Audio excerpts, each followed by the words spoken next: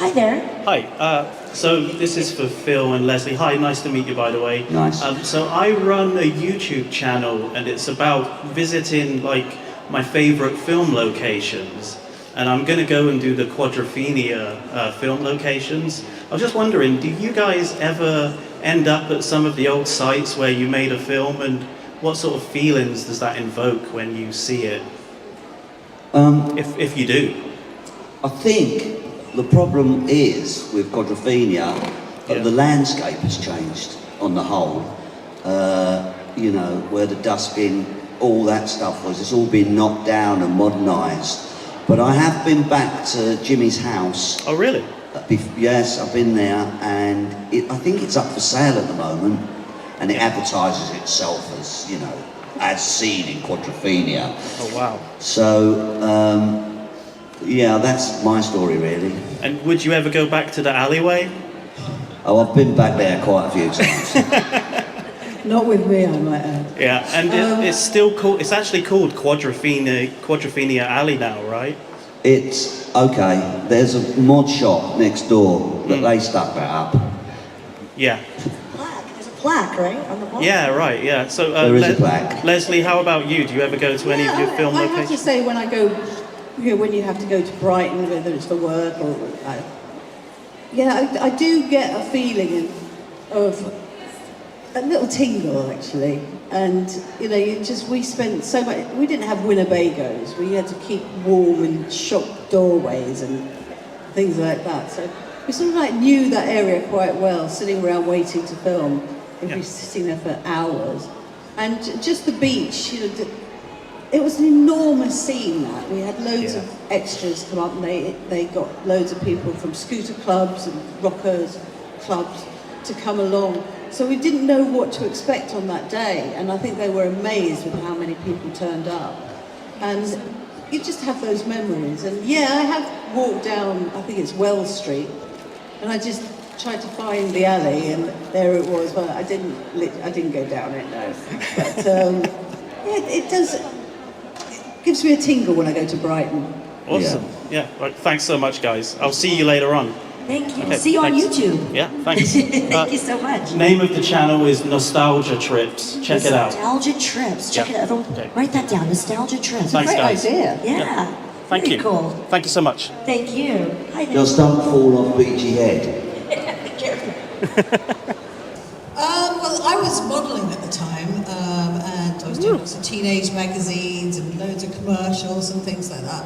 And Patsy Pollock, who was the casting director, had cast me in commercials, and she thought I had the right look.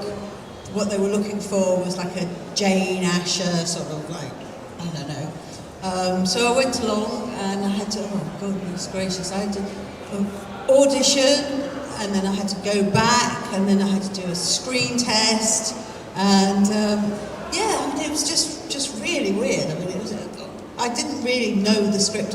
Wasn't given the whole script. I was just given the scenes that I had to do for the actual screen test, so I didn't really know much about it. But You didn't know each other yet, did you? no. What was it like to be cast for you? How did that come about, the journey to the film? I was in a mud hut in Africa, and it was Bob Hoskins' mud hut, and he had a telephone in it. And my agent somehow got hold of me and said, you know, they're casting this film about a young mod, and I've got you an audition when you come back. Well, I came back from Africa, and I was really ill. I got a bug, and went for the audition, but could only lie down on the floor at the audition. And he said, just go home, the director, Frank Rodham. So I went home, and a week later I took some antibiotics, and I was better. And he asked me back, and I auditioned for it with him. Then I did a screen test, but not with Leslie. I did it with another actress called Wendy Morgan, I think. And I think you did it with Phil. I can't remember much about it. It was just so long ago.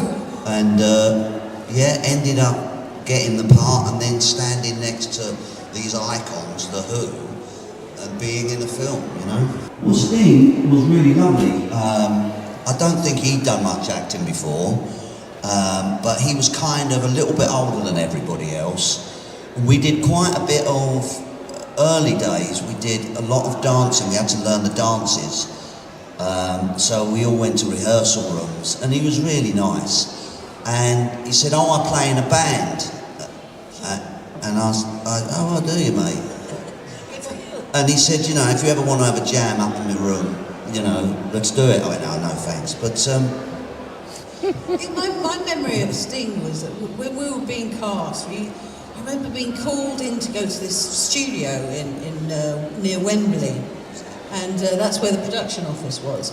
And Frank Rodham, amazing director, used to get us in, and then he stood us all up against the wall, and then the final person was Sting. And we were all standing up against the wall having Polaroids taken at the time, and then Sting walked in, and I just remember looking at him and going, "Wow."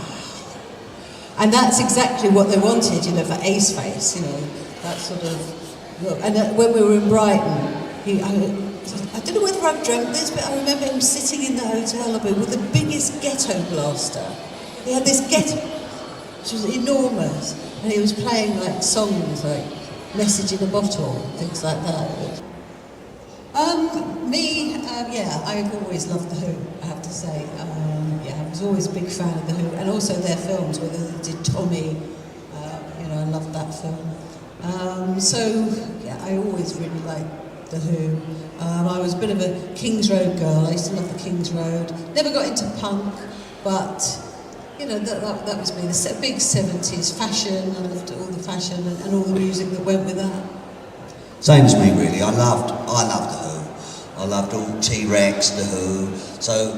And I had the album Quadrophenia had these wonderful pictures of a lad called Chaz who was playing Jimmy at the time. And these were a copy of the shoes that he wore. They love your shoes, hear that? They love them. So, for me, it was like, amazing meeting, my icons, really.